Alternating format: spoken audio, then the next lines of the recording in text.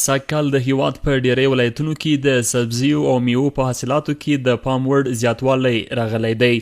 دا د لغمان ولایت د مهترلام ښار اړوند سیمه ده. په دغه ولایت کې بزګران د نورو هغو په نسبت سږ د ښو او زیاتو حاصلاتو خبر ورکوي. زمونږ په لغمان شریف کې ورو دغه سبزیګانې وتلي، مثال کچالو دی او د لغمان، او پیاز دی، بنډۍ دی وروره، رومیان دی د لغمان، د بانجان دی وروره، ترکاریګان انشاءالله الحمدلله ښه پریمانه هر شی وتلي. مثال کچالو خمسه کال هوا باراني و، مثال ښه نتیجه یې ورکړه. پیاز وروره هم وروره ښه نتیجه یې ورکړې. امسال پیاز د وطن ما زیات شد. سږ کال پیاز ډیر ښه زیات شوي دي نسبت نورو کلونو ته. همدارنګه نوره میوه او سبزیجات هم ډیر زیات شوي چې له امله یې د سږ کال په حاصلاتو کې د پام وړ زیاتوالی راغلی. موږ د حاصلاتو د زیاتوالي څخه ډیر خوشحاله یو.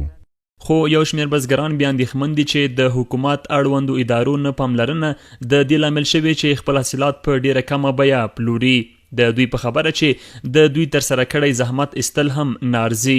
دوی د کرنې وزارت څخه غواړي چې د بازار موندنې او سړیخونو جوړولو ترڅنګ له بزګرانو سره مرستې ترسره کړي.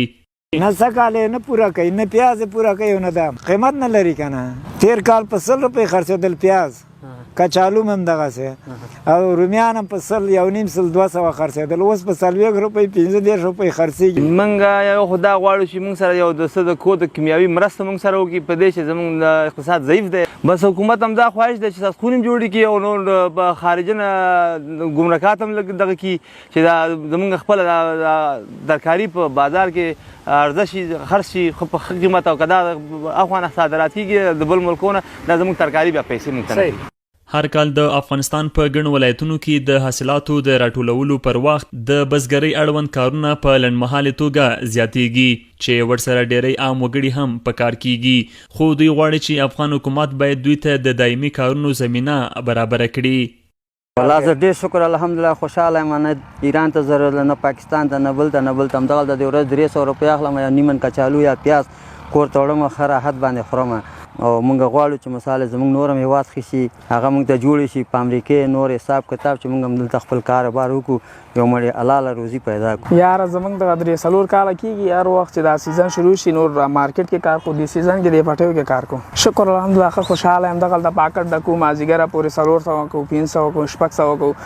بلخوا د کرنې اوبو لګولو او مالدارۍ وزارت مسؤلین بیا وایي چې دوی د هیواد په کچه په ډیری بزګرانو کیمیاوي سرې او اصلاح شوي تخمونه ویشلي او هم ژمن دي ترڅو د دوی حاصلاتو ته د بازار موندنې په برخه کې کوټلي ګامونه پورته کړي.